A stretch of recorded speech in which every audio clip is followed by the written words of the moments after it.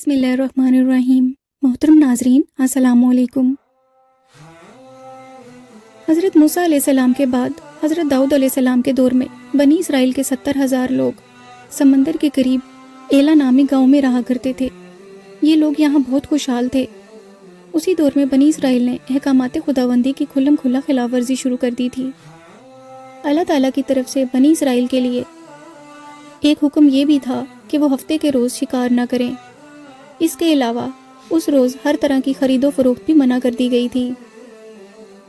ये अल्लाह ताला की तरफ से उन लोगों का इम्तिहान ही था कि मछली के शिकारियों पर 7 दिन में एक दिन यानी सिर्फ हफ्ते के दिन मछली का शिकार ही उन लोगों पर हराम करार दे दिया गया था, जबकि हफ्ते के बाकी दिनों में अल्लाह ताला की तरफ से उन्हें शिकार करने की इजाज़त थी। दरअसल हफ्ते के दिन लातादाद मछलियाँ आती थीं, जबकि दूसरे दिनों में ज़्यादा नहीं आती थीं। उन लोगों के लिए ये एक बहुत बड़ी आजमाइश थी। लोग इस मसले का हल तलाश कर ही रहे थे कि शैतान भी वहाँ पहुँच गया। उसने उन लोगों को बड़ी चालाकी से एक तरकीब बताई। वो ये थी कि हफ्ते के अलावा किसी भी दिन समंदर के किनारे खुश्क जगहों पर ज़रूरत के मुताबिक कुछ बड़े तालाब बना लें, फिर चौड़ी नालियाँ खोद कर उनके ज़रिए तालाबों को समंदर के साथ मिला दें।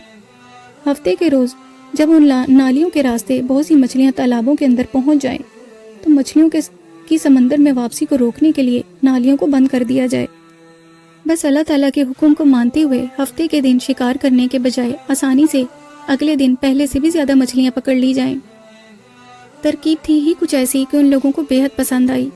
हालांकि मछलियों को घेर कर तालाब में बंद कर देना शिकार ही तो है, जिसकी इजाज़त नहीं थी। अब लोगों को बहका कर शैतान एक तरफ हो गया और बस्ती के लोग 3 ग्रोहों में बंट गए। पहला ग्रोह उन लोगों का था जो इस शैतानी तरीके से शिकार करने के करीब भी नहीं जाते थे और दूसरे लोगों को इससे रोकते थे। लोगों का दूसरा ग्रोह वो इस काम को नहायत बुरा समझता था, मगर दूसरों को रोकता नहीं था, बल्कि पहले ग्रोह से ये कहता था कि गलत काम करने वालों को नसीहत करने की क्या ज़रूरत है, इन्हें तो अल्लाह ताला की तरफ से सख्त सज़ा मिलेगी।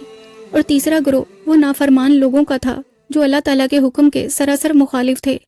यही वो लोग थे जो शैतान के बहकावे में आकर ना सिर्फ हफ्ते के दिन मछली का शिकार करते रहे, बल्कि मछली खाते और फरोख्त भी करते रहे। बस्ती के लोगों के पहले ग्रोह यानी नाफरमानों को मना करने वालों ने कहा कि अब हम गुनाहगारों से कोई ताल्लुकदारी नहीं रखेंगे। चुनाचा वो लोग गांव में दीवार खड़ी करके अल्लाह ताला का हुक्म ना मानने वालों से अलहदा हो गए। उन्होंने बस्ती में आने जाने के लिए अपना दरवाज़ा भी अलग कर लिया। हज़रत दाऊद अलैहिस्सलाम को शिकार करने वाले नाफरमानों पर बहुत गुस्सा था।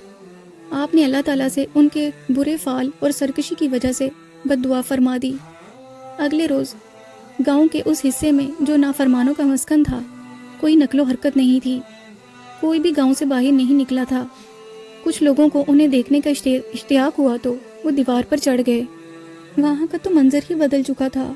अल्लाह ताला की तरफ से उनके लिए एक भयानक सज़ा का आगाज़ हो चुका था। उन सबकी शक्लें बिगड़कर बंदरों के जैसी हो गई थीं।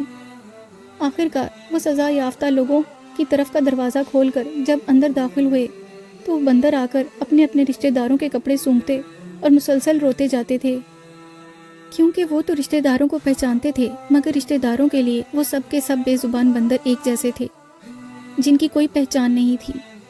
जो लोग बंदर बन चुके थे वो तादाद में 12,000 के करीब थे। वो बंदर बस 3 रोज़ तक जिंदा रहे।